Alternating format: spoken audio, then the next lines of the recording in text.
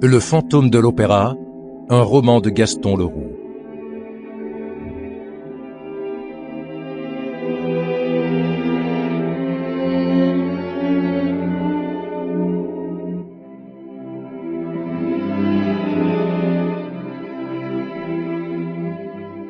Une production de la Compagnie du Savoir.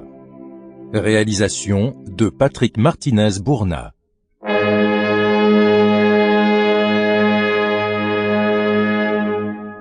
Interprétation de Patrick Blandin, Frédéric Chevaux, Philippe Collin, William Croux, Florence Dupuy-Alérac.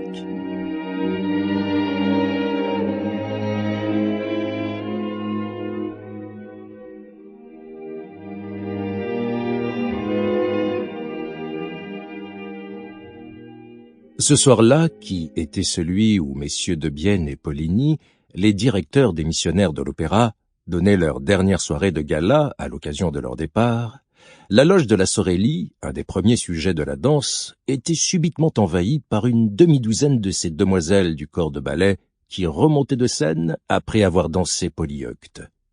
Elles s'y précipitèrent dans une grande confusion, les unes faisant entendre des rires excessifs et peu naturels, et les autres des cris de terreur. La Sorelli, qui désirait être seule un instant pour repasser le compliment qu'elle devait prononcer tout à l'heure au foyer devant messieurs Debienne et Poligny, avait vu avec méchante humeur toute cette foule étourdie se ruer derrière elle. Elle se retourna vers ses camarades et s'inquiéta d'un aussi tumultueux émoi. Ce fut la petite James, le nez cher à Grévin, des yeux de myosotis, des joues de rose, une gorge de lys, qui en donna la raison en 3 mots, d'une voix tremblante qu'étouffait l'angoisse. « C'est le fantôme !» Et elle ferma la porte à clé. La loge de la Sorelli était d'une élégance officielle et banale. Une psyché, un divan, une toilette et des armoires en formaient le mobilier nécessaire. Quelques gravures sur les murs, souvenir de la mère qui avait connu les beaux jours de l'ancien opéra de la rue Le Pelletier. Des portraits de Vestris, de Gardel, de Dupont, de Bigottini.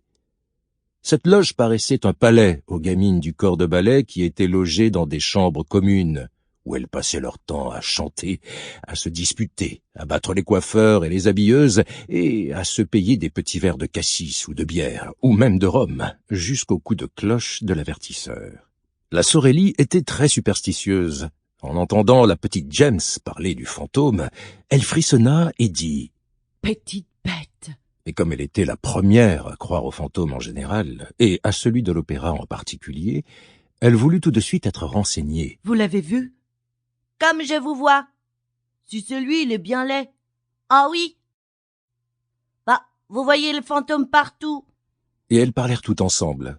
Le fantôme leur était apparu sous les espèces d'un monsieur en habit noir qui s'était dressé tout à coup devant elles, dans le couloir, sans qu'on pût savoir d'où il venait. Son apparition était si subite qu'on eût pu croire qu'il sortait de la muraille. Et c'est vrai que depuis quelques mois, il n'était question à l'opéra que de ce fantôme en habit noir, qui se promenait comme une ombre du haut en bas du bâtiment, qui n'adressait la parole à personne, à qui personne n'osait parler, et qui s'évanouissait du reste aussitôt qu'on l'avait vu, sans qu'on pût savoir par où ni comment. Il ne faisait pas de bruit en marchant, ainsi qu'il sied à un vrai fantôme. On avait commencé par en rire, et par se moquer de ce revenant habillé comme un homme du monde, ou comme un croque-mort, mais la légende du fantôme avait bientôt pris des proportions colossales dans le corps de ballet. Toutes prétendaient avoir rencontré plus ou moins cet être extra-naturel et avoir été victimes de ses maléfices. Et celles qui en riaient le plus fort n'étaient point les plus rassurées.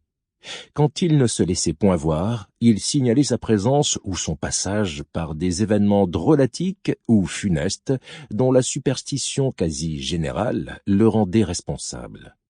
Avait-on à déplorer un accident? Une camarade avait-elle fait une niche à l'une de ces demoiselles du corps de ballet? Une houppette à poudre de riz était-elle perdue? Tout était de la faute du fantôme de l'opéra. Au fond, qui l'avait vu? On peut rencontrer tant... Sample complete. Ready to continue?